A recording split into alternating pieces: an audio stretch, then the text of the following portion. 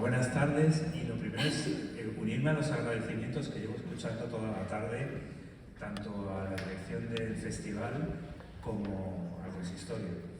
Y luego agradecer que hayáis contado conmigo para estar de aquí, porque es un plantel excepcional.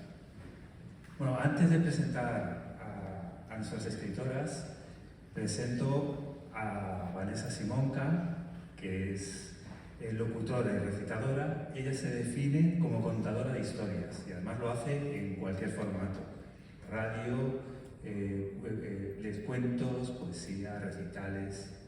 Es escritora también y tiene una voz que no voy a decir nada de ella para que lo comprobéis vosotros, y nos va a ilustrar, antes de empezar con la mesa, con unos textos de sus libros. Bueno, nos leerás primero, en primer lugar, un texto de Paz Manzanares, escritora nacida en Cartagena y que vive en Galicia. Se formó ya de adulta en lengua, literatura y creación literaria, y tras ganar diversos concursos de narrativa, ha publicado su primer libro de relatos, Toda Llana. Muchas gracias, Jesús, por tus palabras. Estoy feliz de estar de nuevo aquí en Torrijos Cuenta. Ya ha pasado un año, bueno, el domingo que viene hará un año, pero más o menos. Pasa muy rápido la vida. Gracias también a Eloy Pizón por invitarme a contar y por creer en mí. Y gracias a las tres maravillosas autoras con las que comparto mesa, Virtudes, Valeria, Eva. Es un honor y un placer leer sus historias y sentir las vidas que han creado. Son cuentos llenos de profundidad, belleza y verdad. Empiezo.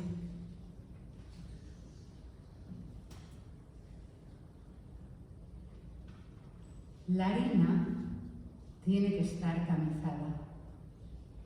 Los granos se separan, van cayendo poco a poco y se mezclan con la mantequilla. El proceso es lento, el fuego bajito, que apenas se sienta. La cuchara de madera remueve despacio los ingredientes sin retorno. La fusión produce una música lenta, una balada de amor. Paulina recita el nacimiento de la crema con poesía y precisión, y a su alrededor se genera un aura de cumpleaños. La cocina en Isla es el hueso de la cabaña, un hueso redondo y grande como el de un albaricoque.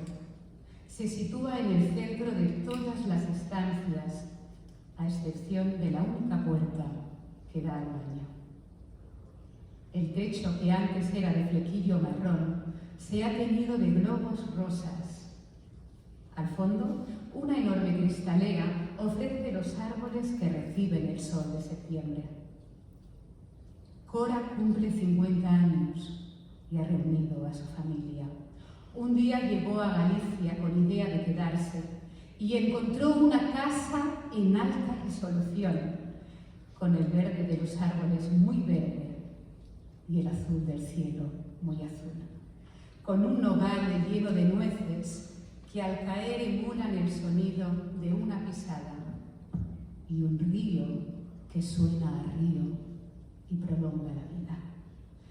Cora miró la casa de madera, miró a su marido Nico, a su perro Creu y a su gato, y decidieron que era un buen lugar donde instalarse, escuchar el sonido de los grillos y morir.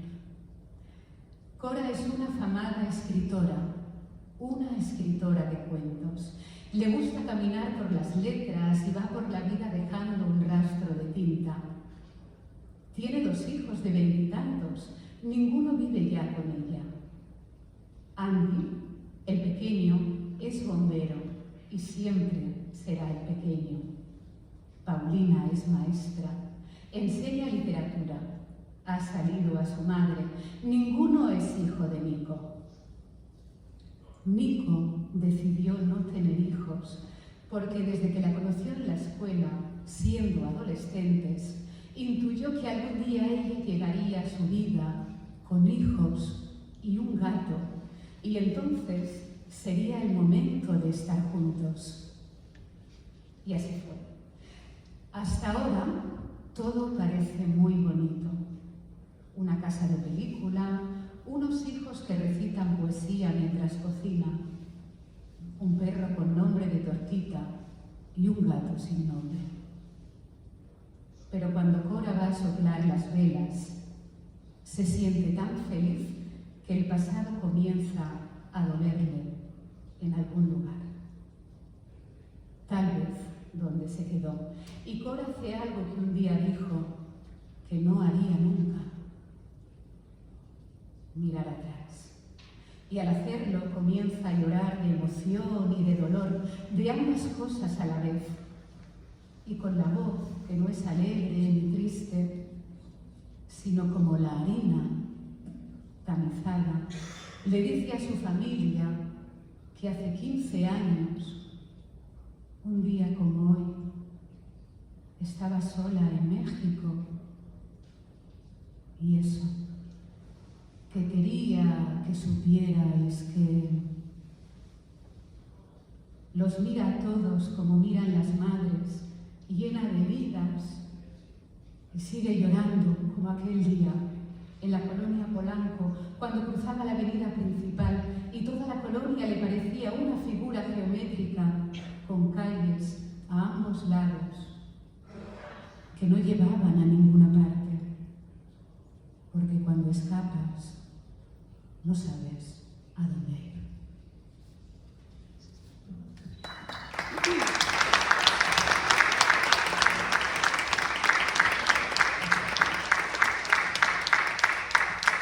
Ahora nos leerá un fragmento de un relato de Valeria Correa Cid, escritora argentina que vive en Madrid. Ha publicado poesía y relato. Su libro La condición animal supuso su entrada en la literatura y su segundo libro de relatos es Hubo un jardín.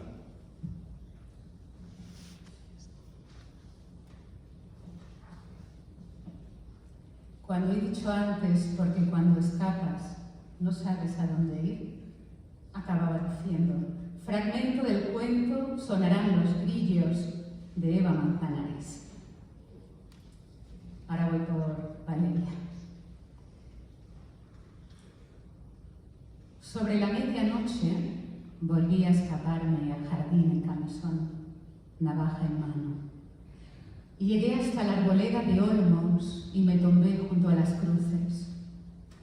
Tía Cleo me había hablado tanto de sus perros, esos que Ricardo había embalsamado y que ella había hecho enterrar a su muerte, que los sentía próximos. Los quería, y si era verdad lo que la tía decía, ellos me querrían a mí. Yo era una decepción para todos.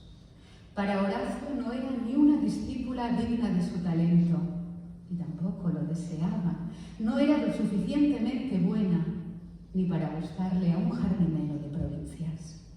Ponía nerviosa a mi tía Hortensia. No le caía bien. Nadie en esa casa me quería, excepto tía Cleo, de cuya cordura todos dudaban. Nadie en esa casa confiaba en mí. Y tampoco mamá, que me había enviado con su familia mientras ella estaba convaleciente. Pero los perros muertos eran mis amigos. No por ser amigos fantasmales eran menos fieles ni leales a mí. Ellos me entenderían. Saqué la navaja. La hoja de metal se encendió con el brillo de la luna llena. Se la enseñé a las cruces. El alarido de un búho me asustó y la navaja se cayó entre la hierba alta. Me puse en 4 patas para buscarla, como una perra. Empecé a tantear el terreno, me rasguñé las rodillas con montículos y raíces. Me piché las palmas de la mano. Me enredé con el camisón y me caí de lado. Me picaba el cuerpo, ahí donde me habían rozado las ortigas. Luego de un par de pasos, la encontré. Me puse de rodillas junto a las cruces. Volví a leer los nombres de los perros, fijos, humildes. Yo sabía de sus bocas llenas de tierra fecundando las raíces de esos árboles y también de sus garras expandidas en cientos de nervaduras, de sus alientos redondeados que daban forma a los frutos. Sus cuerpos fétidos y angélicos brotaban del interior de la tierra al exterior y yo respiraba el oxígeno de sus huesos. El mundo invisible podía manifestarse. El mundo era terrible y también bello. Y la belleza dolía tanto, tanto, pero no alcanzaba tampoco para llorar. Me trepé al viejo olmo de siempre, el que usaba para espiar a Hortensia y a Fabián. En lo alto del árbol, en la intimidad de ese desamparo, miré mis muñecas y mis antebrazos ya sanados. Me levanté el camisón y sin pensar me hice el primer corte en el muslo. Abrí un tajo brillante y largo, un ojo almendrado que ardía y que no trajo ni una lágrima. Me preparé para hacer un segundo corte, una línea paralela por debajo de la que ya había trazado, pero antes convoqué el recuerdo. La noche anterior había visto a Hortensia y a Fabián allí dentro, camuflados en el pasillo central entre las muchas plantas. Las luces estaban apagadas, pero la luz de la luna y la altura del horno me iban a permitir ser testigo de lo que quizá ya sabían todos, menos yo. Fragmento 7 del cuento El invernadero de Eiffel, de Valeria Correa Fiz.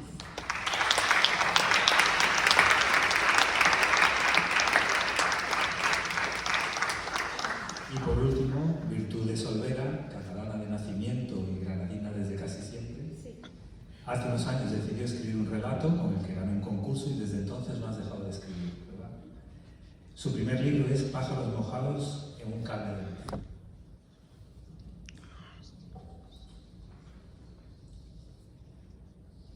Los pájaros llegaban siempre en las tardes de domingo y eran grises y perfectos, pero no todos llegaron a la vez. Recuerdo el primero. Oí su revoloteo en el balcón y me giré. Ahí estaba, encaramado a la baranda. Era hermoso y joven y parecía tan triste que lo dejé entrar. Los primeros días no permitió que lo tocara. Se apartaba a mi paso e ignoraba mi parroteo de cotorra. Aquella indolencia suya me fascinaba. Me bastaba con verlo saltar sobre la cama, cavar sobre los muebles, comer y beber sin mostrar la más mínima gratitud. A mi madre le molestaba su suciedad, su altanería, su melancolía tan poco común. Las cosas quedaron claras cuando proclamé al pájaro de mi propiedad y, por lo tanto, bajo mi exclusiva tutela. El pájaro creció y su pulmón blanquecino y débil se tornó gris y poderoso, y aún me pareció más bello. Se ovillaba en mi nuca y se quedaba dormido, de modo que yo no me movía durante horas, hasta que notaba de nuevo el ligero temblor de la avecilla entre mis cabellos.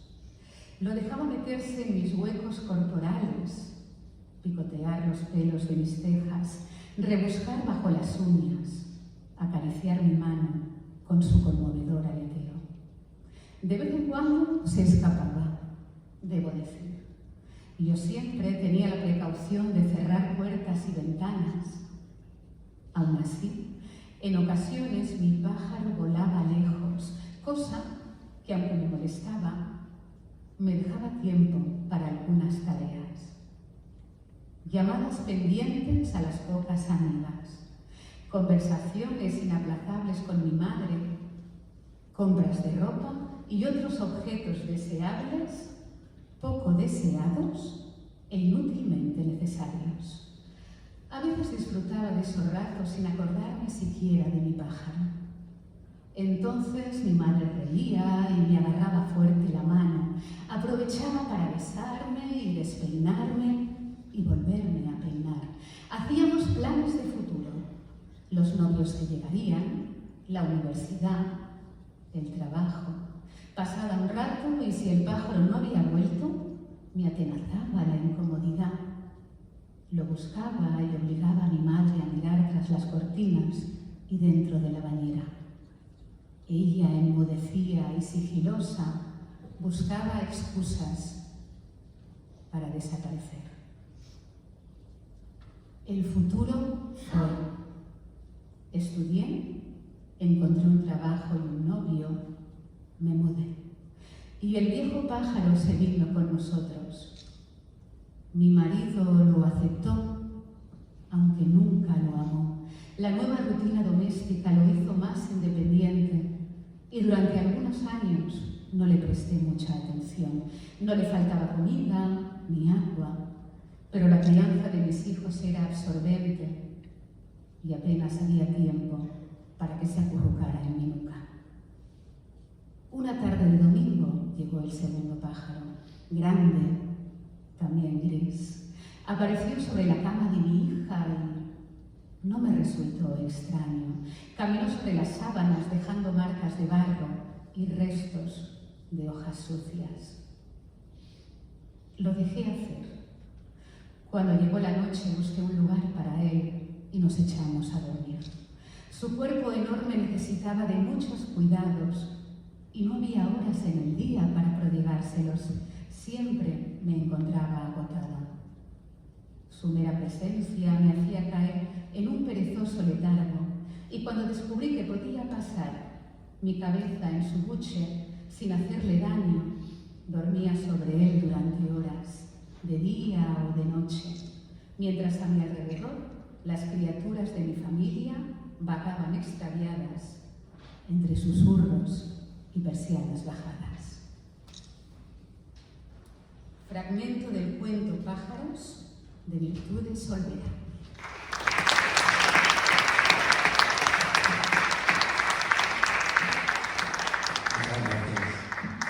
Bueno, me he permitido, partiendo de estos fragmentos, hacer una breve poética de cada uno de los libros que vais a tener durante una hora tiempo para rebatírmela.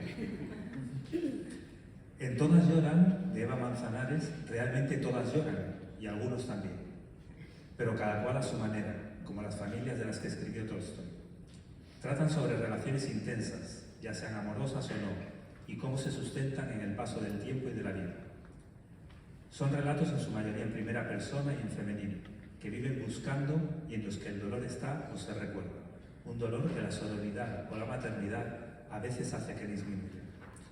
También en el texto podemos apreciar el cuidado que Eva pone en las palabras y el gusto hacia los opuestos, la riqueza y la pobreza, la compañía y la soledad, hablar, callar, lo pacífico y lo violento, la juventud, madurez, vejez o el presente y el pasado. ¿Me discutes?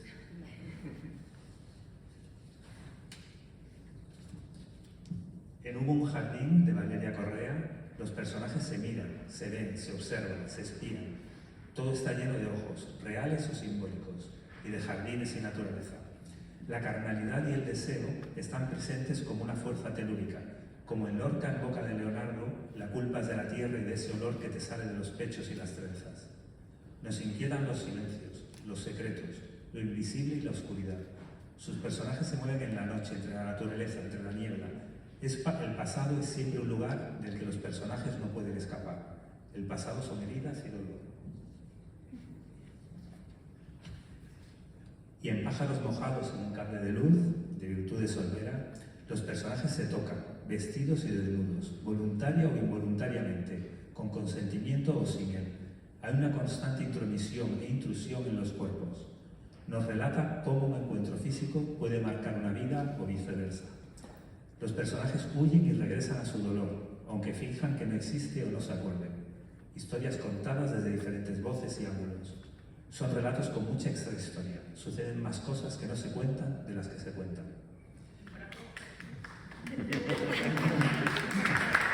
Bueno, la inspiración son esos 4 libros. Y bueno, aparte del dolor, que habéis visto que está citado en las 3 poéticas, porque el dolor es muy importante en vuestros libros, hay otra cosa que también se repite en las 3, que son los animales. Podríamos montar un zoo. Murciélagos, gallos, cabras, caracoles, peces, grillos, gatos y perros, pájaros. Y ahora sí que os voy a ir dando la palabra y aprovecho ya para lanzar la primera pregunta. ¿Por qué el título de cada libro? Empezamos por ti, que estás aquí al lado. Sí.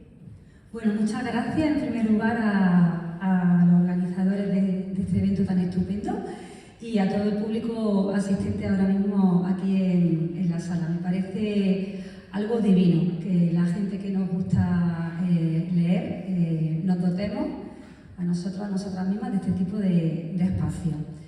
Pues mira, os cuento, Pájaros mojados en un cable de luz es un título que se pone al final, cuando ya está el libro terminado, cuando los 18 relatos ya han sido escritos. Yo soy una persona alegre y pizpireta, suelo ser una persona bastante optimista y positiva. Esta mañana hablaba Carlos de que al cambio le salen las cosas un poco oscuras.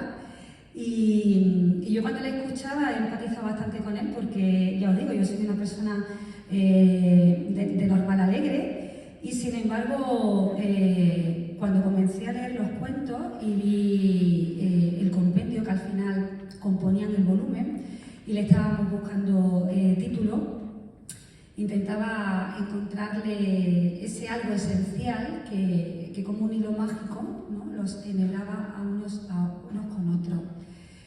Me di cuenta de que al final esos pájaros mojados somos todos y todas. Eso es lo que significa, es un título muy simbólico. Se refiere al hecho de que la vida nos trae muchas tormentas. Hay malos amores, hay malas etapas laborales, hay amigos que de repente desaparecen de nuestras vidas, lo pasamos mal.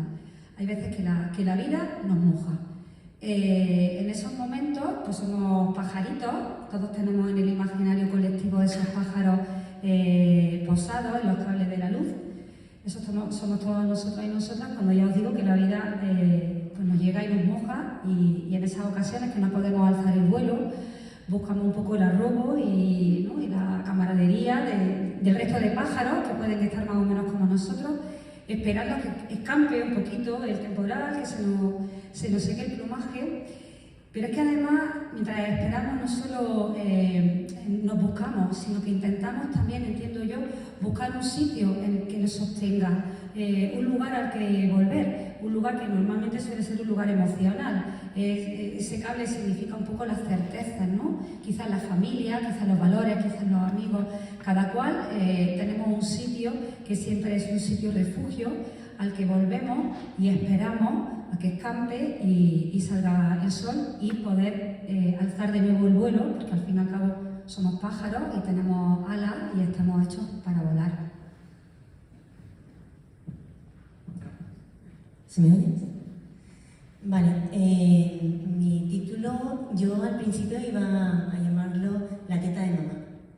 La teta de mamá es el título de uno de los cuentos.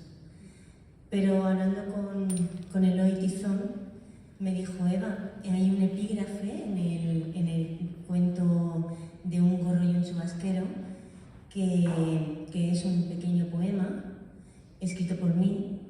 Lo puedo leer, es muy cortito, es para que se sepa de dónde viene.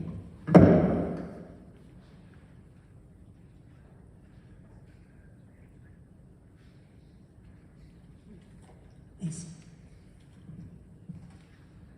que trata sobre la muerte, ¿no? Dice: el cielo llora o no, quién sabe. Lloran las lápidas huérfanas de flores, lloran las flores que ya no olerán a nada, lloran los vivos la falta de alguien y lloran los muertos o la falta de vida. Todas lloran, y la que no llora se envuelve de duelo, atucida por el momento.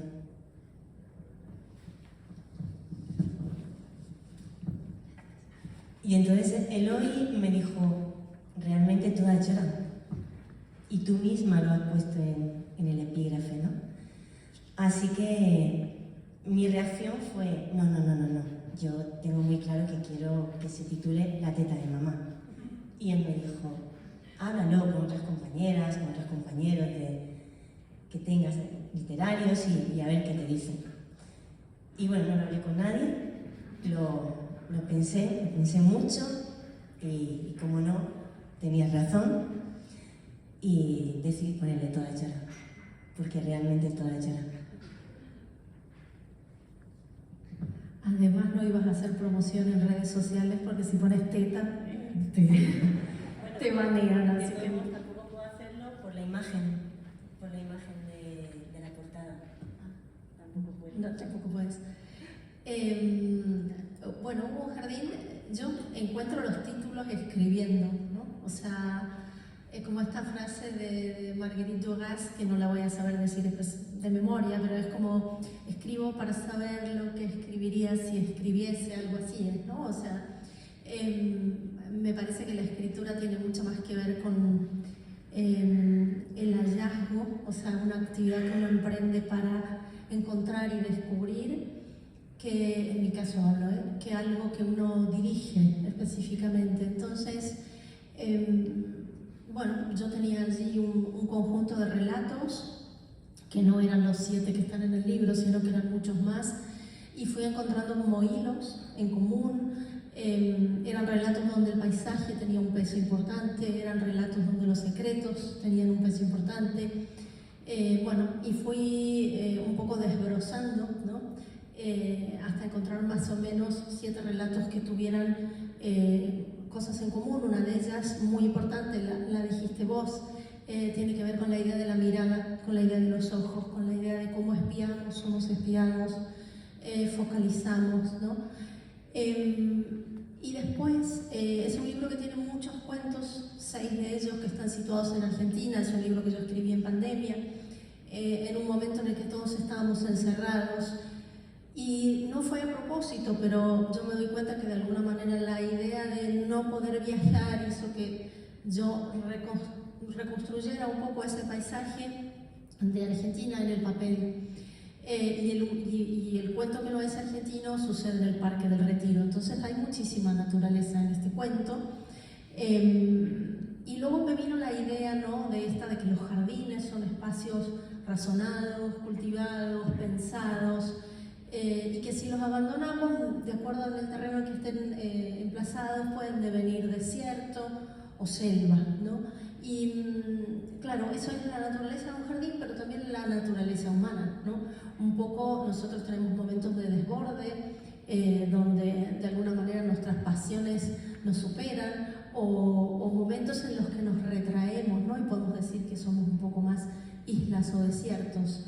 Y entonces encontré un poco por azar, hubo un jardín, leyendo no es un verso literal, pero estaba releyendo La tierra baldía de Eliot y no sé, Eliot me dictó, me dictó el título y después me gustaba también la idea porque en general se suele decir que lo que escribo es muy oscuro, como bastante radical, corporal, cruel, etc.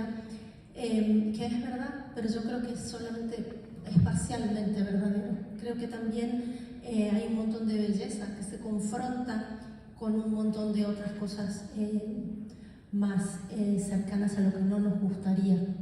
Entonces, para mí, de la manera en que yo concibo el mundo, que no lo concibo como categorías puras, sino como todo mucho más mezclado, lo bello es condición y límite de lo siniestro, ¿no? Si yo escribo siniestro, y quizá eso es lo que más permea al lector, la belleza es condición de lo siniestro, porque sin belleza no podemos advertir eso que perdemos, eso que nos duele, eso que nos hace daño, y también de alguna manera la belleza es límite de lo siniestro, en mi caso, porque me parece que si llevamos los relatos en el lenguaje, no en las tramas, hasta un lugar de pornografía de lo violento, creo que hay algo que se rompe. Para mí, no digo que todos tenemos que escribir así, digo como yo entiendo el mundo, porque al final uno escribe de alguna manera el estilo, en el estilo se permea tu visión filosófica y ética del mundo. Entonces me gustaba la idea del jardín porque el jardín es belleza, y me gustaba la idea de ese Hugo porque de alguna manera mostraba esa pérdida de la belleza, y de alguna manera creo que el título funcionaba muy bien para recoger esta idea de lo bello y lo siniestro. No, a mí me parecen 3 títulos muy bien escogidos, muy llamativos. ¿Sí? Bueno, y ahora una pregunta muy breve, bueno, y que vamos a ir analizando a lo largo del resto de la obra. Es que puede parecer una pregunta inocua, pero yo creo que va a dar mucha chicha. ¿Qué personaje de literatura infantil es vuestro favorito? Qué difícil. De literatura infantil. O sea, a mí me gustaban mucho, no sé si es literatura infantil, porque de repente Stevenson, Salieri, no sé si son, no diría que son infantiles, pero a mí me gustaban mucho los piratas. Los piratas, cuando yo tenía 8 o 9 años, eran mis personajes favoritos. Probablemente porque eran personajes marginales que podían hacer cualquier cosa, y entonces yo, que tenía una educación muy convencional y que tenía que estar de una manera en el mundo, los piratas reflejaban un poco esa ansia de búsqueda, exploración y de hacer cosas que no estaban bien, ¿no?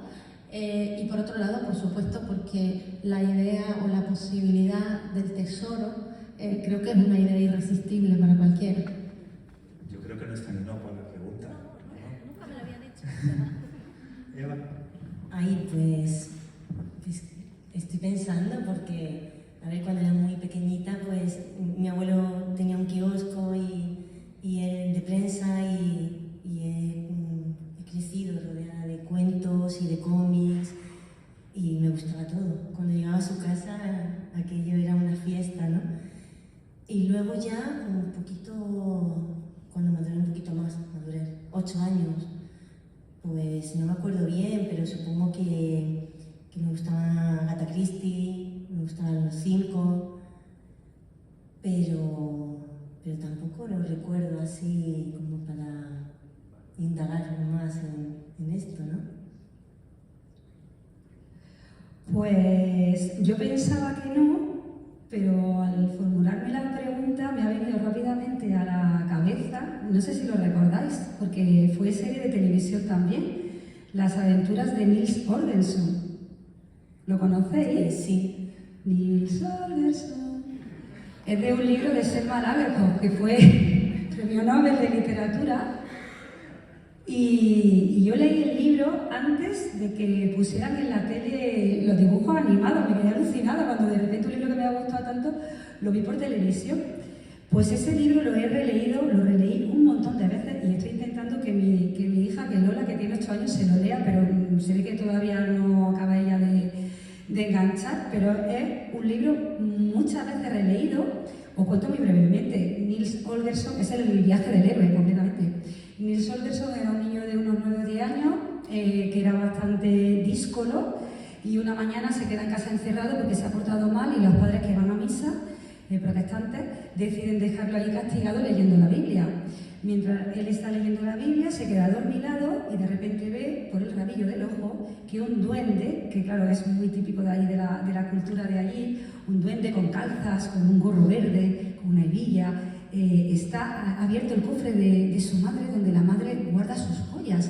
Y entonces él se siente de repente que es el hombre de la casa y que tiene que defender ese cofre, y decide encerrar al duende dentro del cofre y lo deja ahí encerrado.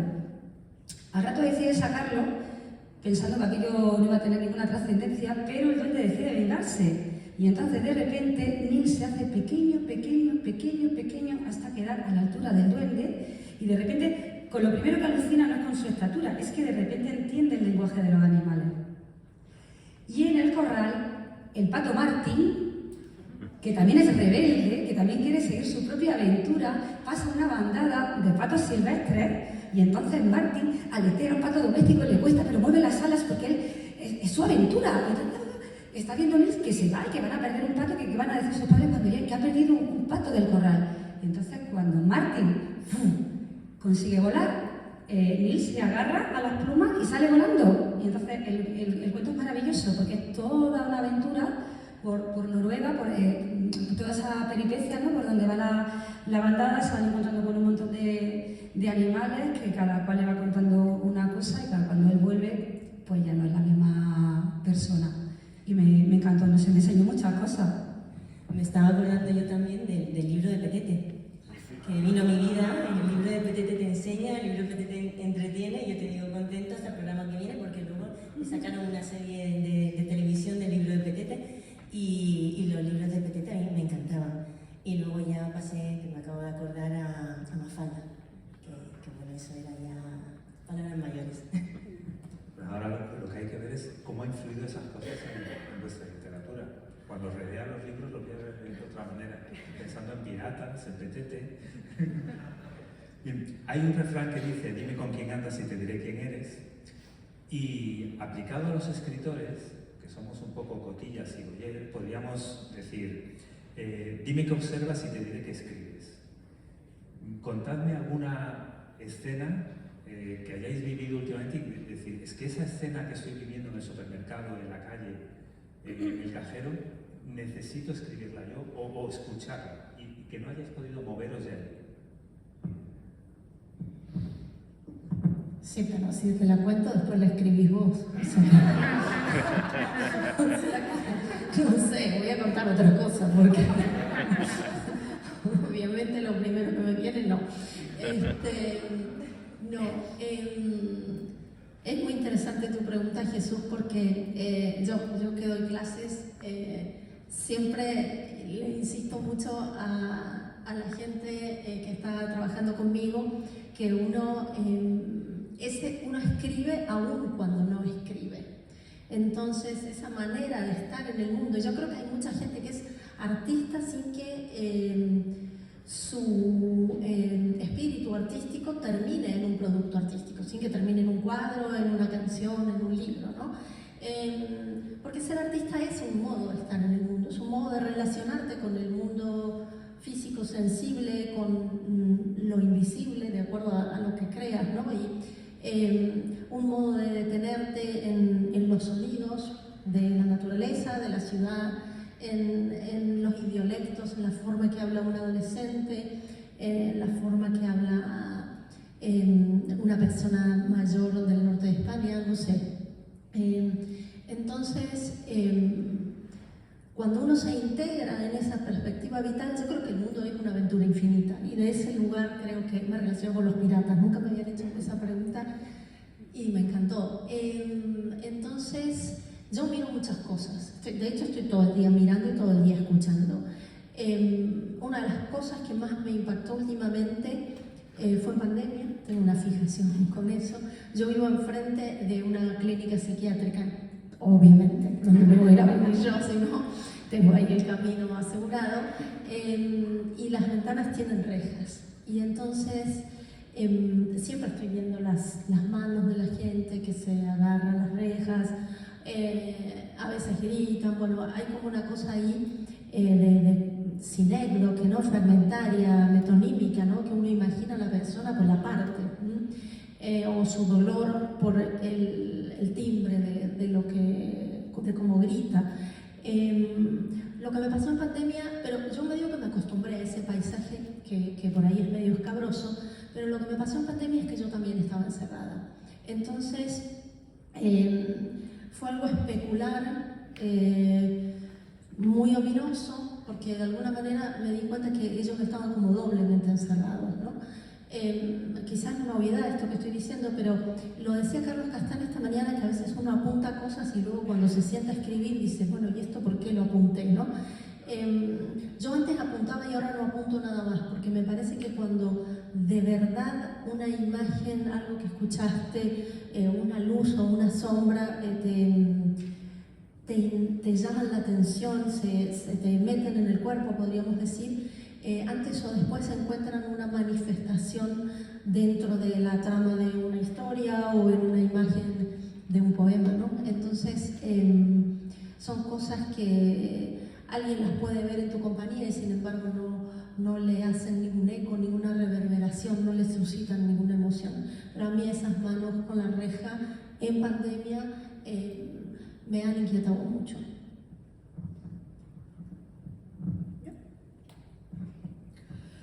Bueno, pues yo hay una cosa que va a ser un cuento, y es cerca de donde yo vivo hay un merendero que se llama El Hervidero, y vamos con la familia muchas veces allí a comer, está todo muy bueno, pollo con ajo, lomo con ajo. Entonces el dueño, que es un personaje muy pintoresco, que se llama Miguel, pero todo el mundo le conocemos como el Macareno, pues nos contó en una ocasión una historia que se la he escuchado contar a más personas allí, clientes, ¿no?, de las mesas de al lado en otras ocasiones. Y entonces es una historia que a mí me perturba un poco, que me llamó la atención porque yo creo que él la cuenta de una manera, y creo que ni él mismo se cree los matices con los que la está contando, y desde luego la gente, yo creo que no la recepcionamos de la misma manera que él quizá pretende, ¿no? Porque él lo cuenta como una cosa épica, como una cosa heroica, y creo que realmente no lo es. Y lo que él cuenta, así sacando pecho, con bravuconería, es que alrededor del hervidero todos los sembrados que hay son suyos también, de la familia, de ahí sacan los tomates, sacan los pimientos, lo saca todo. Y entonces él cuenta que hace muchos años se le metía una vaca en el sembrado, y que había hablado en multitud de ocasiones con el dueño del bicho para que no le entrara, no se le comiera la hortaliza y no le rompiera la valla, y que, harto de pedirle que pusiera eso fin, pues llegó un día y mató a la vaca. Y cuando yo le escuché contar aquello, jijiji, jajaja, nos reíamos, bueno, es el dueño, bueno, pues ya está, le cuenta la historia y tal. Pero a mí esa anécdota, o lo que para mí era una anécdota, cuando lo he visto que lo ha contado a más personas, que efectivamente como que saca pecho, no sé, yo le veo que quizás se le va agotando la bravuconería a la hora de contarlo, que quizás ya no tiene la épica que tenía al principio, y desde luego en mi cabeza y en mi estómago y en mi mente esa historia se ha transformado con el tiempo, y pienso que no debe de ser fácil. Y desde luego no es algo para sacar pecho, y pienso que cómo le debe de pesar a él en su espalda esa vaca que mató, y bueno, yo creo que eso va a ser un cuento.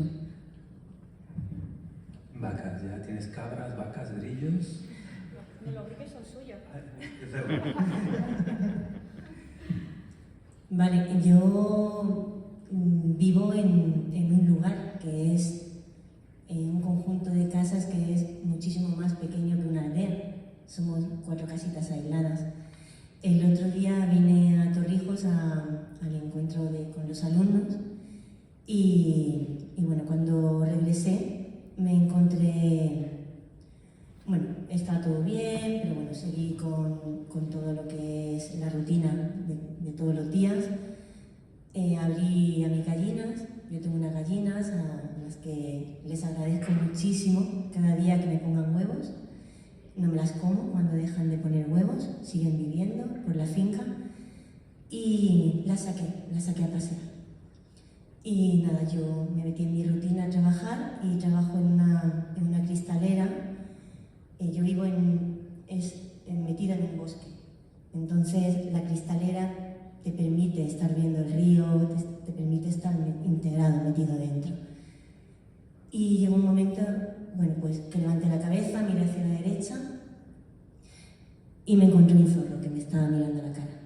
O sea, me estaba mirando los ojos fijamente, y se estaba comiendo a mi gallina Mena, la más gordita y la que ya no ponía huevos.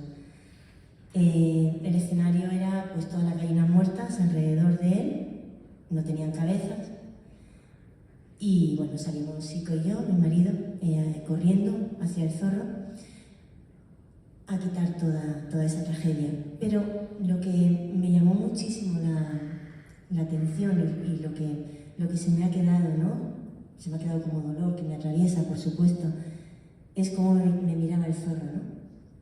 Al mismo tiempo que se le estaba comiendo, él me observaba a los ojos, Primero, porque un zorro cuando ataca de día es que tiene mucha hambre, o es zorra y está criando y tiene más hambre todavía. Es un peligro, ¿no? Pero a la vez yo entendí lo que me estaba diciendo tengo hambre, tengo que comer. Entonces empaticé también con el zorro.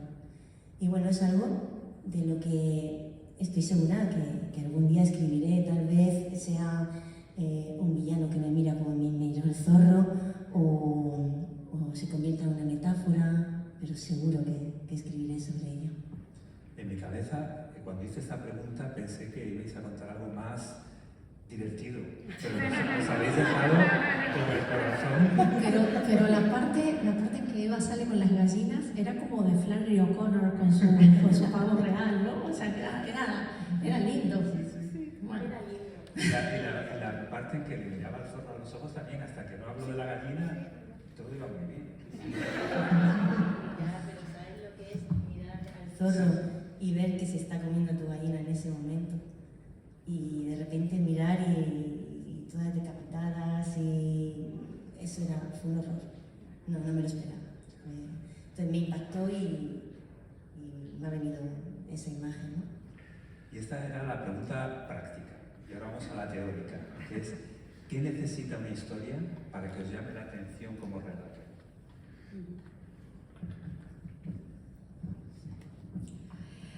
A ver, para mí es muy importante el tema del pellizco. El tema del pellizco es, no sé, yo considero que somos vísceras, somos muchas cosas, y yo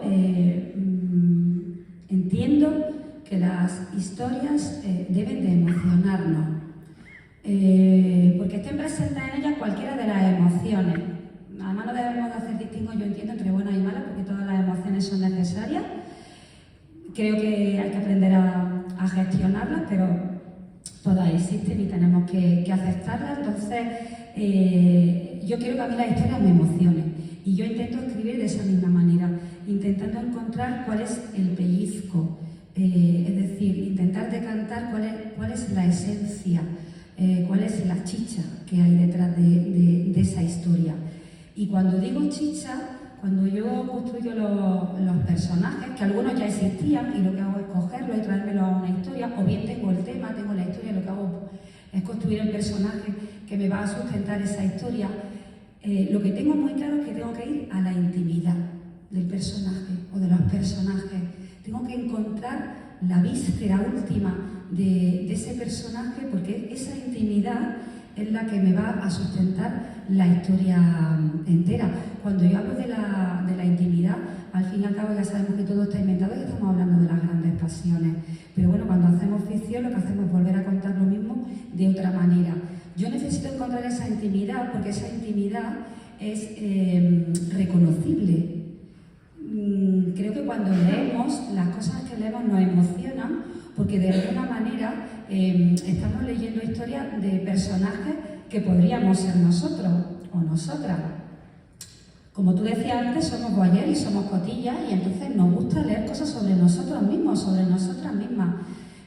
Para estar de acuerdo, para no estar de acuerdo, para querer ser esa persona, para reconocer que fuimos esa persona. Ahí es donde yo creo que está quizá el resorte mágico que hace que una historia enganche al lector y haga suya la pena de ese personaje, o haga suya la alegría, porque ese personaje habla exactamente el mismo lenguaje que hablas tú, porque te está conmoviendo, ya os digo, en todos los matices que puedan tener las emociones. Y yo creo que, como os decía al principio, hay que intentar encontrar la intimidad, el secreto, la zona oscura, lo que normalmente no hablamos, pero que en realidad es lo que somos. Sí, hay cosas que son muy difíciles de responder, y creo que lo que uno responde es más bien una intelectualización de algo que es medio inexplicable, como es una pulsión artística. Pero yo creo que en mi caso casi siempre escribo aquello que he visto, escuchado, etcétera, o sea, un germen, algo que tiene un principio en lo real, pero que me genera muchas preguntas, me genera muchas dudas. Me imagino que a muchas y muchos de los que estamos aquí les habrá pasado que viene alguien y te dice: te voy a contar una historia buenísima para un cuento. A mí en general no me interesa nada, o sea, me puede interesar la historia en sí y la persona que me lo está contando, pero a mí en general las cosas que sé de principio a fin no me interesan. Entonces, te decía antes que esas pequeñas cosas que me obsesionan, imágenes, frases que escucho, no las anoto más, porque si de verdad me interesan se van a ir como gestando solas adentro de mí, y tiene que ver con la idea de la curiosidad y el asombro. De nuevo, es una intelectualización, pero yo cuando terminé la escuela le dije a mi papá: yo quiero estudiar filosofía, y mi papá me dijo: ¿y de qué vas a trabajar? Entonces, claro, o sea, yo soy la hija mayor, la primera de toda mi familia que estudió en la universidad, entonces tenía que estudiar algo que mereciera el esfuerzo que iban a hacer por mí. Entonces estudié Derecho y trabajé como abogada, pero siempre fui una lectora informal de filosofía, y en realidad lo que descubrí muchísimos años después, que más que los sistemas filosóficos o las posibles respuestas que la filosofía intenta dar acerca de muchísimas cuestiones de este mundo, lo que más me interesa es la pregunta y el asombro que tiene la filosofía, la curiosidad, la voluntad de siempre estar preguntando. Y creo que eso mismo es lo que hace que yo escriba una historia, ¿no? La posibilidad, la idea de preguntarme algo hasta el hartazgo, hasta que toma una forma narrativa que, si bien no es una respuesta, se parece más bien a un bálsamo que apaga la pregunta. A mí siempre me viene de una necesidad, me viene de un trauma, me viene de algo que incluso hace ruido, que cada vez ocupa más y es una masa sin forma, ¿no? Y un trauma, algo que se quedó, algo que perdí y no sé qué es. Y que necesito encontrar, sobre todo, encontrar esa respuesta, ¿no? Escribir desde dónde. Si esa respuesta me va a llevar a escribir desde ese dolor que me atraviesa el cuerpo, desde la víscera, desde las entrañas, entonces comienzo a escribir la historia. Pero no me llama la atención para nada cualquier historia, como decía Valeria, de que me han dicho tal y puede ser interesante. Puedo anotar algo, pero se queda ahí. No me interesa. Es que eso de que alguien te venga contando: si te contara mi vida tienes para 4 novelas. Sí. Es muy habitual. Es muy habitual, sí. Y ahora vamos ya al pupitre. Cuando os sentáis a escribir, con la página en blanco, ¿qué proceso ha habido antes? ¿O el proceso empieza en ese momento? Porque a la hora de escribir cada uno tiene sus formas. O sea, hay gente que no prepara nada, que se sienta y se empieza, o gente que ya lo tiene prácticamente todo preparado antes de empezar con la primera palabra. Claro, te refieres al proceso de preescritura. Pues es justo lo que te acabo de comentar. Para mí el proceso de preescritura es como un rito, ¿no? Es un espacio de ritual. ¿Por qué? Porque me viene de esa necesidad que viene de dentro, que no sé exactamente de dónde viene, ¿no? Entonces, cuando me hago esa pregunta, es escribir desde dónde. Si esa respuesta me lleva a escribir desde dentro, a escribir desde ese dolor, entonces comienzo a escribir. Pero no planeo nada, no hay unos personajes, no hay historia todavía, no sé con qué me voy a encontrar. Empiezo a escribir y me dejo llevar. Sí, yo tampoco tengo ninguna especie de ritual, y la verdad es que me gustaría tener como una vida un poco más ordenada que me permitiera decir de 8 a 10 escribo o algo así. Es como te dije al principio, yo la escritura escritura la encuentro escribiendo. Entonces no hay nada diagramado antes, ¿no?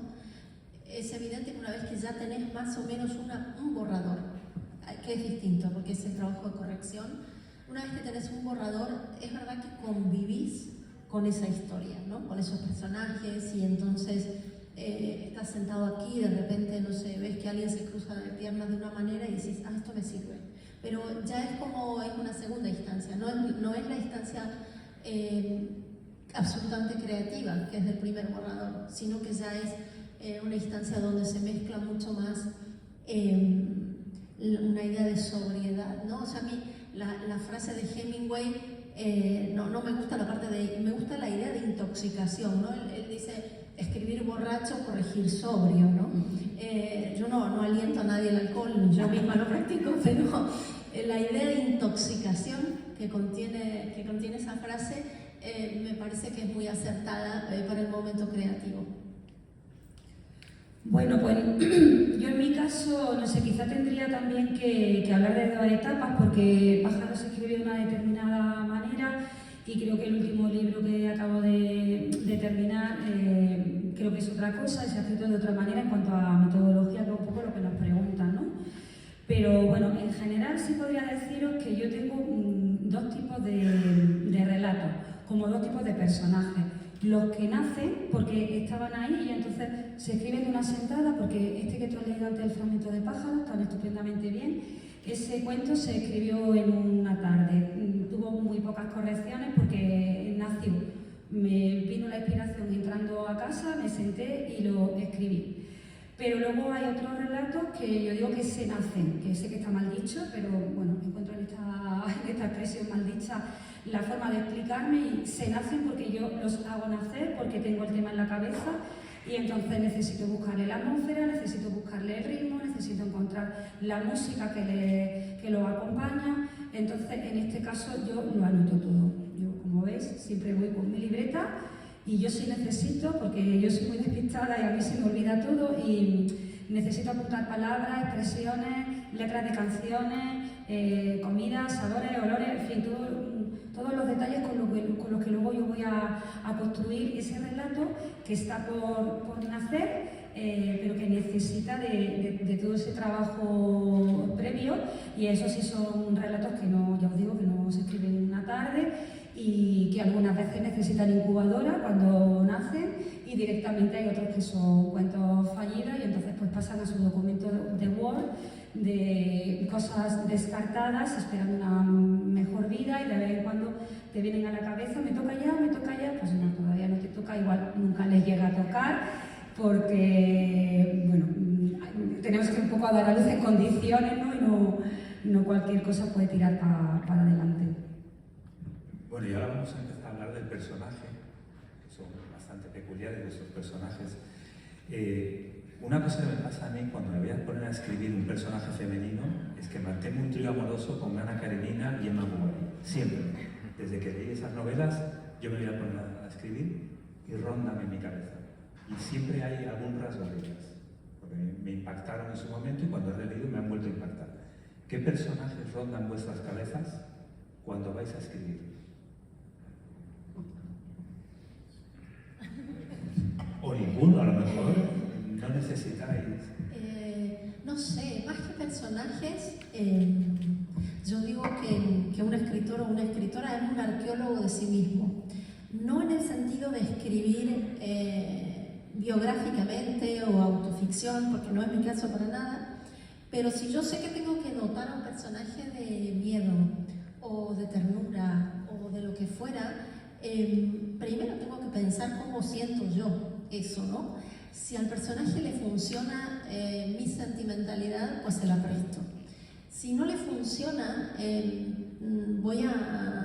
o sea, la arqueología va también es sobre mí misma, porque sobre los recuerdos, ¿no? A pensar en la gente que conozco, sí, en algunas novelas que puedo haber leído, pero me parece que la escritura es un trabajo muy, muy interior, ¿no? Entonces, de alguna manera, o sea, lo que vos contás me parece estupendo, porque todo hace parte de tu vida. Esas lecturas que te marcaron son parte de vos y entonces vos haces arqueología sobre esos personajes. Pero me parece que la arqueología se puede practicar sobre distintos yacimientos, podríamos decir, ¿no? Sobre distintos yacimientos vitales. Y por vida entiendo todo, exactamente. Entiendo lo que viste hacer a tu vecino, entiendo la reacción de Maman Bari. Hoy cuando salimos a comer había como 7 nenas metidas debajo de una mesa y yo me quedé mirándolas, ¿no? Entonces, eso ya forma parte de mí. Y entonces, si alguna vez tengo que escribir un personaje de una niña o un niño de 7 años, yo ya tengo ese lugar de observación, ¿no es cierto? Por lo tanto, claro que la literatura forma parte de eso. Yo no creo, por ejemplo, hay gente que dice, no, cuando yo estoy escribiendo no leo para no contaminarme. Yo no sé, o sea, yo ojalá que me contamine. Claro, si no, no, o sea, ojalá que me contamine. Claro, depende de quién te va a contaminar. A ver, es eso, ¿no? Los personajes suelen formar, se suelen crear a partir de lo que estás viendo, ¿no? Una señora en un salón comiendo con su familia y de repente la señora, pues notas que está extraña, ¿no? Que tiene su bolsito, lo lleva pegadito a ella y tú la estás observando y la señora de vez en cuando se va moviendo y entonces el hijo le dice, mamá, ¿estás bien? Sí, sí, sí. Y entonces ella lleva su bolsito ahí pegado. Al ratito, mamá, ¿estás bien? ¿No estás comiendo? Sí, hijo, sí, estoy comiendo. Y entonces tú observas alrededor y vas viendo que la señora pues está con su nuera y con su hijo, que han quedado con unos amigos y pues posiblemente viva con ellos o no sé, pero te quedas con ese gesto de la señora, ¿no? Que tiene su bolsito ahí y que se siente que está extraña, ¿no? Se siente extraña. Pues los personajes surgen de esa cotidianidad, ¿no? que observas, somos observadores del mundo y de lo que lees, al final pues van surgiendo. Bueno, pues yo como te decía antes, en mi caso los personajes, bueno, yo creo en el caso de todas las personas que escribimos, hay algunos personajes que están ahí porque los conocemos de siempre, son personas de carne y hueso. Al mediodía hablábamos, durante la comida hay una historia en Pájaros que se llama Señora Ministra. Ese personaje es un personaje ficcionado, pero bebe un 80% de un amigo mío que estuvo muchísimos años viviendo en la calle, una persona que venía de una familia desestructurada, que pasó sus primeros años en un hospicio, cuando ese tipo de lugares se llamaban además hospicios, que sufrió abusos sexuales por parte de los curas que regentaban aquel lugar. Y luego tiene otra parte yo estuve trabajando en servicios sociales del ayuntamiento y por allí venía un usuario que es Paco, que es gitano, es absolutamente un dandy de chaqueta y corbata, pero pues bueno, el hombre enfermo de esquizofrenia, está muy bien, porque está muy bien mirado, muy bien medicado, pero bueno, pues tiene sus cosas de su enfermedad mental, claro. Señora Ministra, ese personaje que es una primera persona muy cruda, pero también muy tierna y con mucha dignidad, vive de esas dos personas que en mi cabeza pues de repente confluyen y en el mundo de la ficción se convierte, pasan de ser persona a ser personaje. Y luego hay otros personajes que son absolutamente creados y en mi caso yo tiro mucho de la música porque me provee en muchas ocasiones de la atmósfera que yo necesito para trabajar. Entonces, según el estado de ánimo o la historia que yo tengo en la cabeza, pues a lo mejor me pongo a Franco Battiato porque como es tan cósmico, pues me lleva a estar en una determinada atmósfera espacial que me hace pensar en un determinado contexto y demás. Y Vipedimo precisamente, que también forma parte de Pájaros, que es una historia que habla en realidad del poder, es un señor que solo mantiene relaciones sexuales desde la verticalidad. Este personaje viene de una parte de la letra de la canción del oíste de Tino Casal. Entonces, bueno, muchas veces la inspiración para crear viene de la literatura. Yo tengo también varios libros siempre a mi alrededor. Tengo los cuentos de Rulfo, tengo a Bukowski, en fin, tengo casi como el cuento de el huerto de Emerson, lo tengo siempre también. Pero luego para mí la música me parece que, bueno, al final todos son formas de narrar, y entonces la música, que yo creo que es un arte que nos acompaña desde siempre, bueno, yo también vendimio mucho en ese campo. Los personajes antiguamente luchaban contra los dioses, la naturaleza, luego contra otras civilizaciones, contra los vecinos, luego contra sí mismo, y entonces se ha hecho una catalogación entre historias de personaje y historias de trama, ¿no? Yo creo que siempre es historias de personaje. Las vuestras son historias de personaje, claramente también porque está el personaje por encima de la trama. Pero, ¿qué buscan vuestros personajes? ¿Contra qué luchan? ¿O contra qué queréis vosotros que luchen vuestros personajes?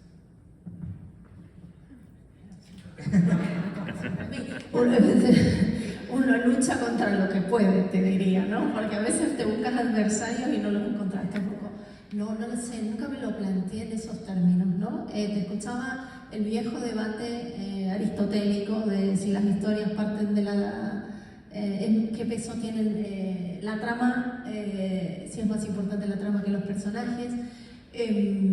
La verdad es que me parece que es un poco así como una pregunta circular, o una pregunta sobre el huevo, que primero el huevo y la gallina, ¿no? Porque de alguna manera para mover la trama necesitas unos personajes, y los personajes sin trama, aunque sea una trama mínima, ¿no? Eloy es el rey de las tramas mínimas, pero tiene trama sus historias, ¿no? Incluso Dichosos los ojos, que es uno de los cuentos centrales de su último libro, yo le veo una delgadísima trama. Entonces la pregunta sobre la trama y los personajes, no lo sé, y curiosamente me importa menos. Mucho más que preocuparme sobre qué se oponen mis personajes, te diría que me importa mucho más cómo hacer para, con pocos atributos, porque estamos en un festival de cuentos, cómo hacer con pocos rasgos construir un personaje que se sienta como una persona, ¿no?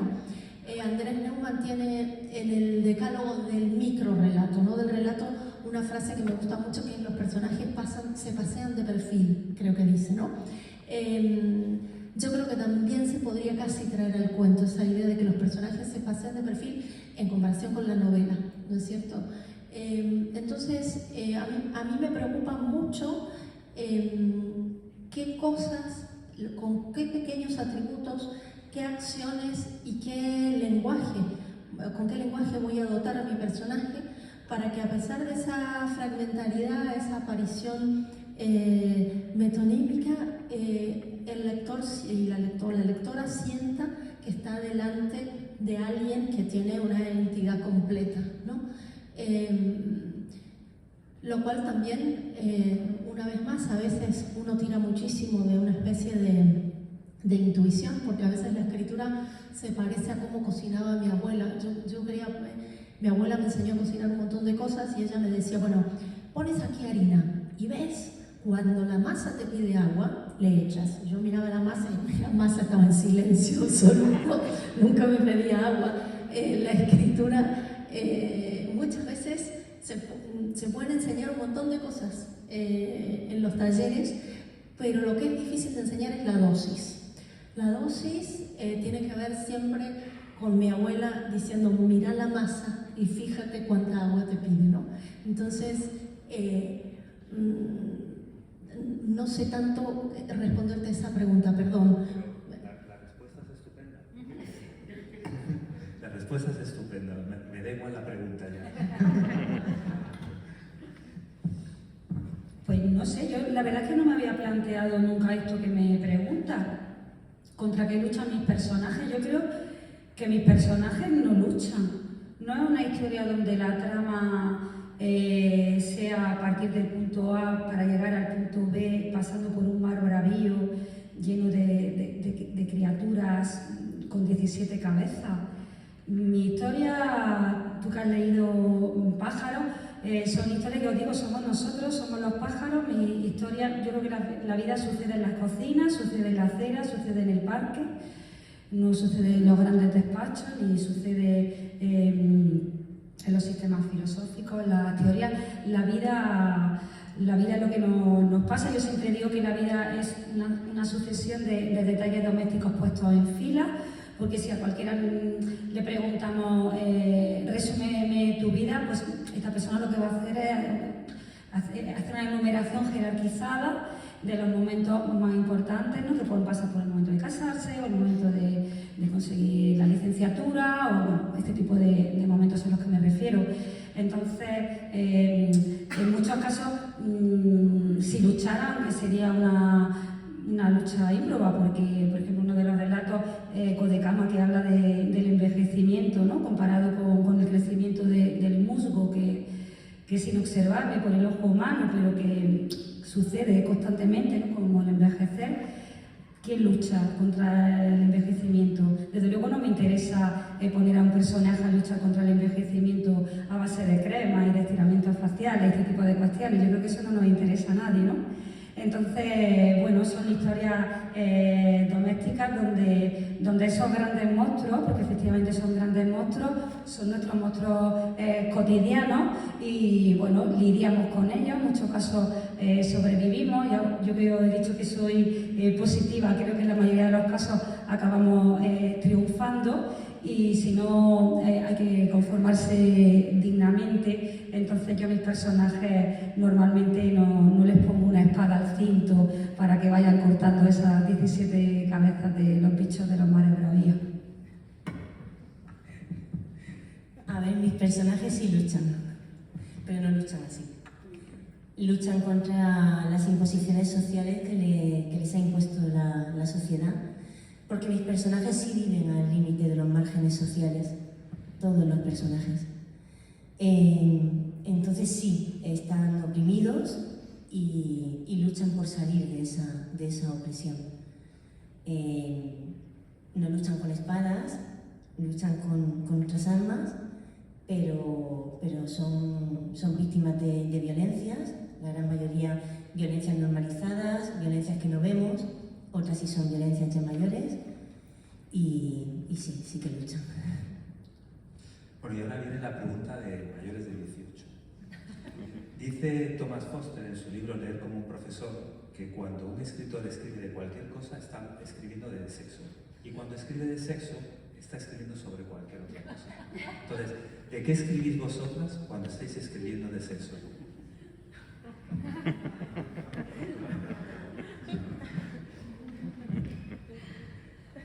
¡Qué picarón! Y hoy se buscó unos moderadores este año.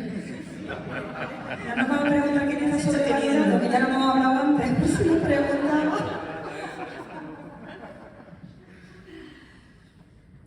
Pues mira, antes de mencionar el cuento de... Tienes un relato que habla del sexo, Sí. el de la verticalidad. El de la verticalidad, sí. Que realmente no habla de sexo. No. Lo he mencionado antes, es un personaje que, bueno, le pasa una serie de cosas de la vida y entonces él solo mantiene relaciones de pie. Y solo mantiene relaciones de pie porque, bueno, pues considera, bueno, yo pretendía al menos lanzar el mensaje, bueno, lanzar el mensaje tampoco, contar, claro, una horizontalidad ofrece una mayor cercanía. Te pones a nivel de la otra persona, quizás te quedas un poco más expuesta, ¿no? Mientras que la verticalidad, si tienes que salir corriendo, tienes que atacar o tienes que defenderte, es una postura más proclive para ello. Cuando tú te metes en la cama con alguien, estás haciendo, yo creo que un acto de fiarte de la otra persona, de vamos a llevarnos bien, vamos a compartir un momento. Esa es la historia que se cuenta en Viperismo. Pero en realidad en Viperismo lo que se está hablando es un tema de poder. Esa verticalidad de lo que habla es de un tema de control. Y que duda cabe que el sexo es uno de los ámbitos de la vida en los que se puede ejercer un control sin miramiento. Si pensamos, por ejemplo, en cómo se nos ha educado a hombres y a mujeres, en el tema de la sexualidad y cómo hemos funcionado desde milenios a ese nivel. Si miramos toda nuestra historia, vemos que el sexo, la sexualidad y todo lo que lo rodea es un elemento de control social brutal. Entonces, yo cuando hablo de sexo, al menos en este caso, estoy hablando de una forma de poder. Vale, yo cuando hablo de sexo, estoy pensando porque hablo de tantas cosas. Hay un relato, la chica se encierra en un cuarto de baño con su hija y está recién parida y no es un encierro de un día, es un encierro que realmente es para quedarse y vivir ahí. Y lo que la chica está reclamando es respeto. Está siendo víctima de unas violencias que se ejercen alrededor de la maternidad y es algo que siempre ocurre cuando una mujer acaba de tener un bebé. Todas las personas que están a su lado saben hacerlo todo muy bien y la madre es la única que lo hace todo mal. En ese, por ejemplo, pues hablo de esa clase de violencia. En todos los relatos se habla de alguna violencia. Hay violencias que se ejercen alrededor de la pareja, violencias alrededor del espacio doméstico, alrededor de la maternidad, como es este caso. Hay violencias de poder, violencias físicas, toda clase de violencia. Yo cuando no hablo de sexo. No sé, Jesús me hiciste un montón de preguntas que no me habían hecho nunca, lo cual me pone una dificultad enorme. Estaba escuchando a Virtudes y a Eva y estaba pensando que en los cuentos, porque también hablo de sexo en los poemas, entonces en los cuentos en los que hablo de sexo en general, me gusta, creo que he tratado de plasmar no en sí el acto físico, sino más bien a través del acto físico un encuentro espiritual más grande de los personajes, ¿no? En realidad he escrito de vínculos heterosexuales y vínculos homosexuales y siempre lo he hecho desde un lugar de gran ternura, en el sentido que creo que en esas historias los personajes no solamente se han encontrado con otro, con otra, sino que se han encontrado consigo mismos, ¿no?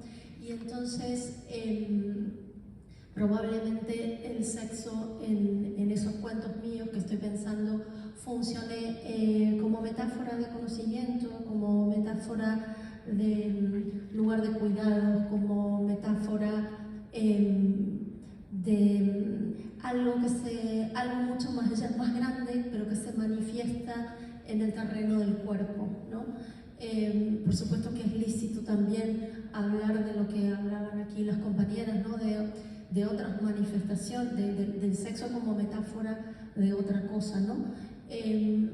Bueno, también pienso en el cuento que Vanessa eligió para leer el fragmento, El invernadero de Eiffel, donde hay una chica que mira, que es voyeur, justo después de eso, ¿no?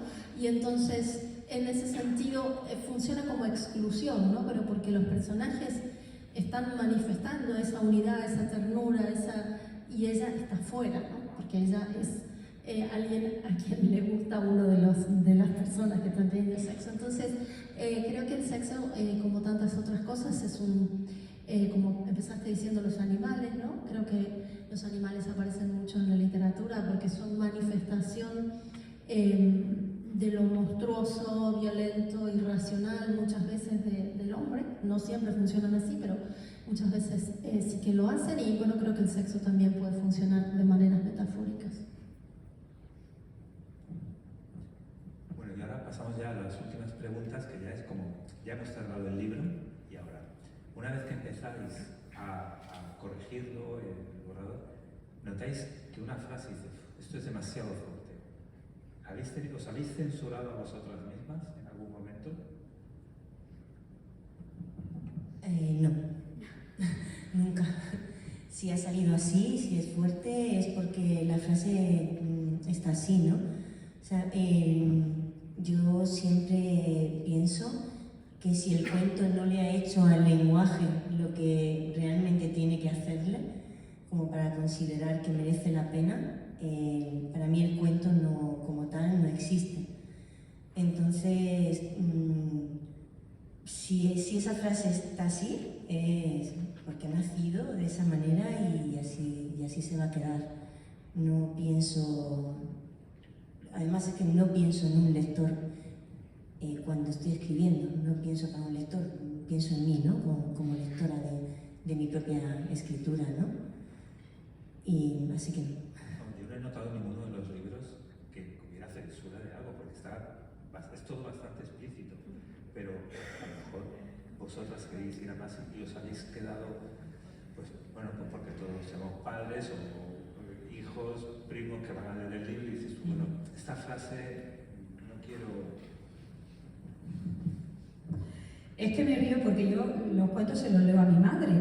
Mi madre va a cumplir 92 años en marzo y entonces yo siempre los paso por su filtro, pero no para que me... O sea, me gusta leérselos porque las historias se escriben para ser contadas, entonces la primera que tengo cerca, bueno, aparte de mi marido, que lo tengo al pobre machacado, es a mi madre.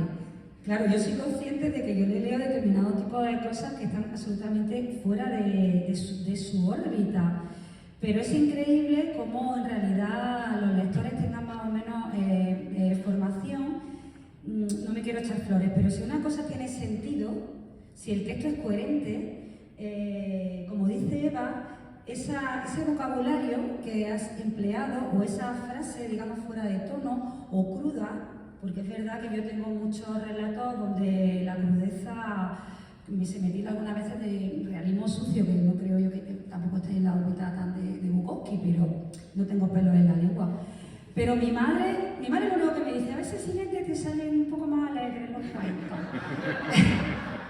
Eso sí me lo dice, pero más allá del pudor, yo creo que obligado que ella expresa, cuando yo le he leído algunos de estos cuentos más, vamos a llamarlos subidos de tono, más allá de eso, ella lo entiende porque efectivamente esa es la expresión que tiene que haber, porque no hay que tenerle miedo a las palabras, yo creo que solo hay que elegir bien cómo utilizarlas y dónde encajarlas para que efectivamente no desentonen. Y si todo tiene una armonía, pues el cuento irá de esto, dejará un determinado regusto, pues no será como leer a lo mejor a Juan Ramón Jiménez, Platero y yo, no será eso, pero será otra cosa igualmente apreciable. Entonces yo abogo por simplemente tener un poco de vista, que esto sí que es verdad que sale luego mucho con las correcciones, porque en el ardor del momento de la escritura el cuento va por un lado y luego cuando días después lo termina, el cuento, los personajes han tomado ahí, ¿no? el fuerte, se han hecho con el fuerte y de repente ya no es exactamente lo que tú querías hacer, entonces llega el momento, ¿no?, de empezar a corregir. Entonces sí que te das cuenta de que a lo mejor en determinados párrafos te has venido un poco arriba y sí que te has pasado un poco de tono, ¿no? Porque ya no le va, porque ya el cuento fue por otro lado. O quizá lo que tú quieres contar se puede contar de otra manera que incluso le va mejor, porque le va mejor a ese ritmo, le va mejor a esa armonía y hace que quizá un poco más de suavidad le viene mejor. Igual que por otro lado hay veces que tienes que subir el volumen, porque te está quedando un poco contundente para lo que tú querías. Entonces, bueno, simplemente se trata un poco de... Claro, pero ese ya es el trabajo de, efectivamente, de cuando ya vas quitando todo los andamios y demás, y ya está con la pintura, con el trabajo estético, ahí es donde tienes que subir o bajar un poquito el volumen, pero desde luego censura por el que dirán, el que pensarán, esto es políticamente incorrecto, para nada. No, yo tampoco, pero sí que trato de censurarme.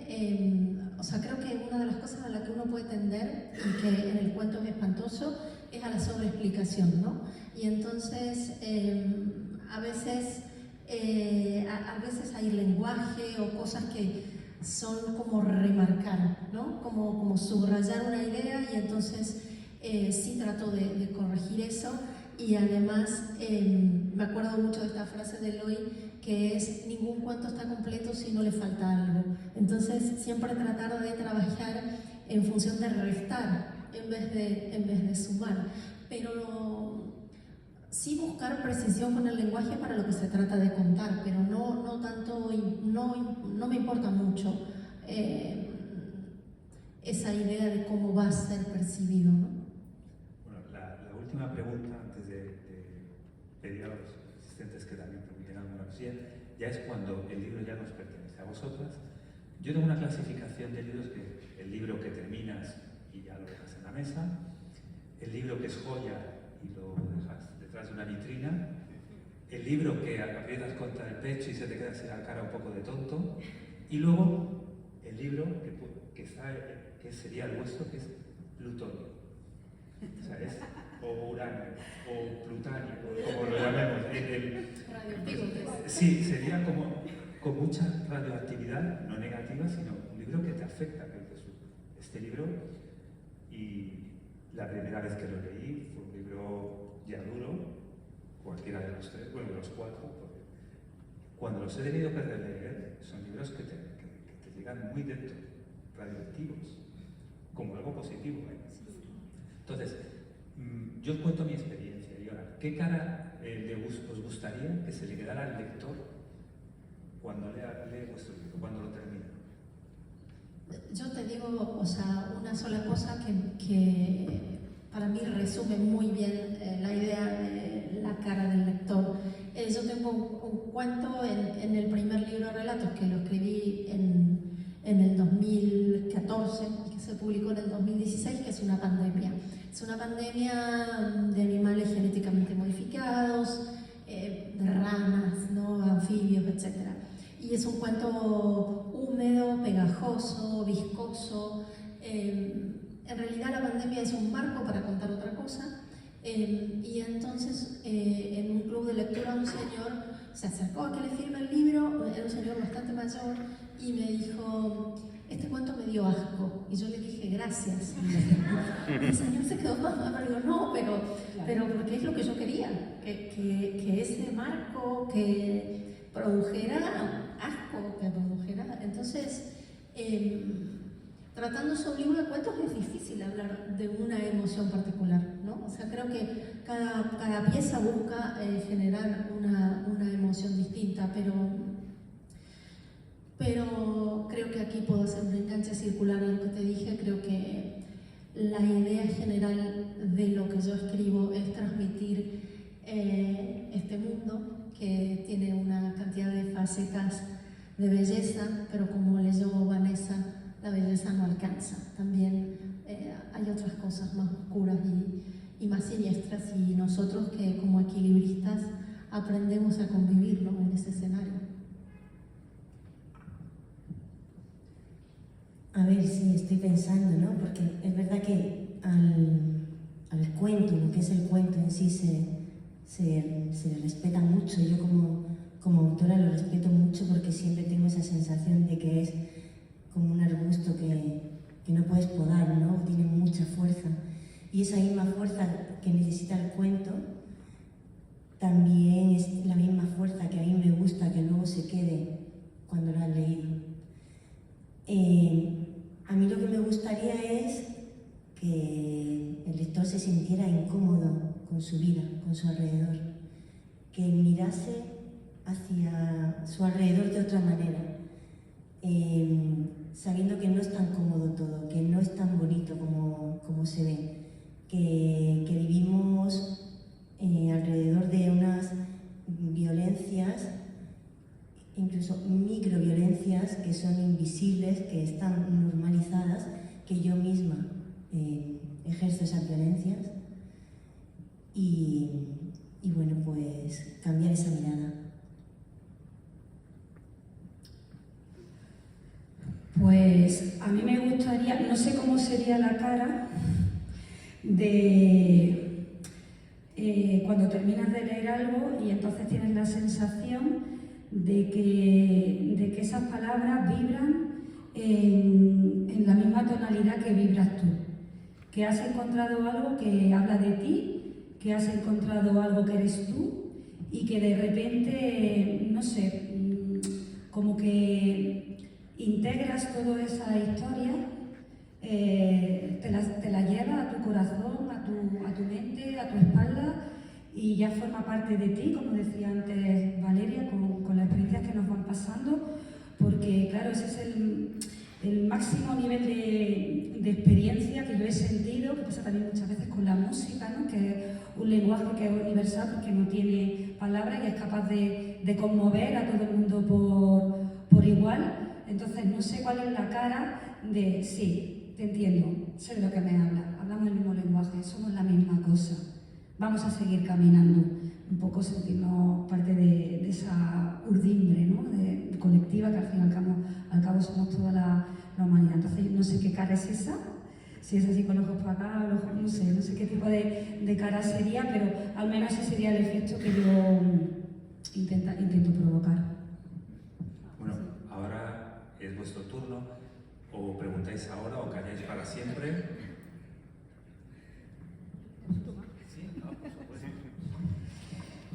Bueno, me gustaría preguntar qué papel juega en vuestra vida y en vuestros cuentos, en lo que escribís, la nostalgia.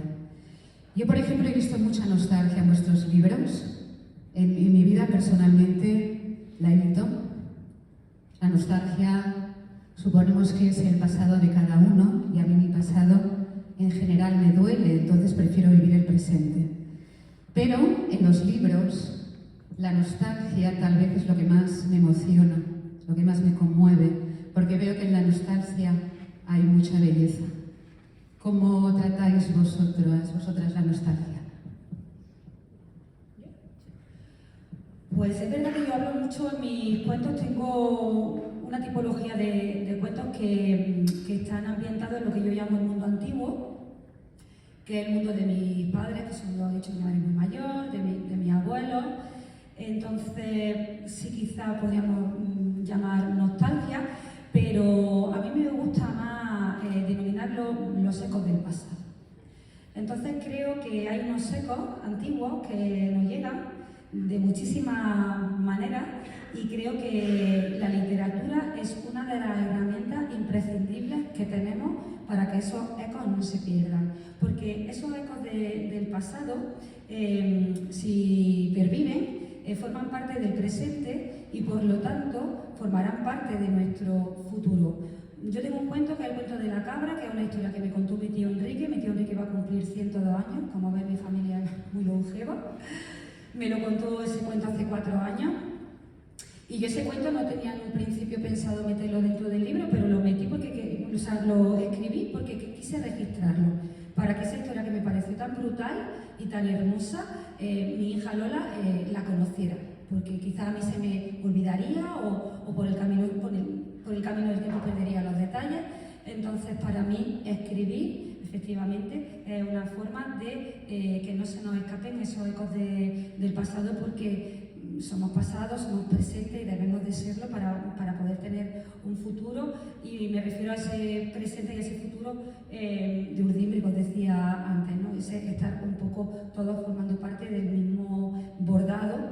Y entonces creo que es importante rescatar, archivar, preguntar a la gente que todavía hoy nos puede contar y contarlo a nuestra manera, pero traerlo al presente, que no se quede en un cajón del tiempo olvidado para siempre. Sí, yo no sé si escribí un libro nostálgico, Vanessa, no sé. O sea, cuando uno escribe un libro, el libro pasa a ser de quienes lo leen, ¿no? Entonces, ¿cómo negar que hay nostalgia en mi libro? Yo creo que todas las personas que escriben en un punto cultivan una cierta nostalgia, porque todos y todas sabemos que las cosas se acaban, ¿no? Que ni siquiera las grandes catedrales permanecen, si no fuera por la restauración y cosas así, ¿no? Y que de alguna manera lo único permanente lo custodia la palabra.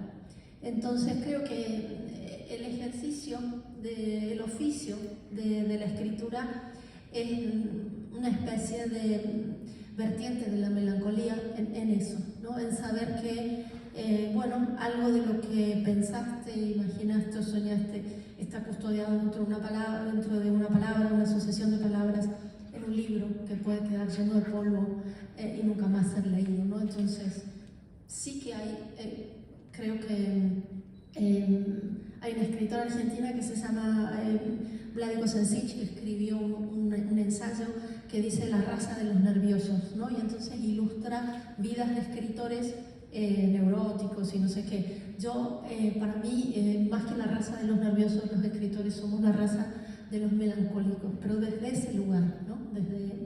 Desde esa sabiduría profunda de que las cosas se acaban. Sí, yo igual, no sé si llamarlo nostalgia, hay mucha, pero sobre todo hay mucho dolor. Ese dolor que he dicho al principio, ¿no? Que yo no preparo nada, que comienzo a escribir y voy dejando que ese dolor vaya cogiendo forma y entonces yo me voy distanciando del cuento conforme voy viendo que hay respuestas. Me voy emancipando, o sea, el cuento se emancipa, yo lo voy viendo y es ahí cuando están las respuestas y cuando mi dolor se empieza a disipar, ¿no? Pero sí, se puede llamar nostalgia, yo lo llamaría dolor, pero está todo atravesado de dolor. Bueno, ya nos hemos pasado un ratito. Muchísimas gracias. Espero no haberoslo hecho pasar mal. No, para nada, para nada. Y bueno, nos veremos mañana. Muchas gracias a todos.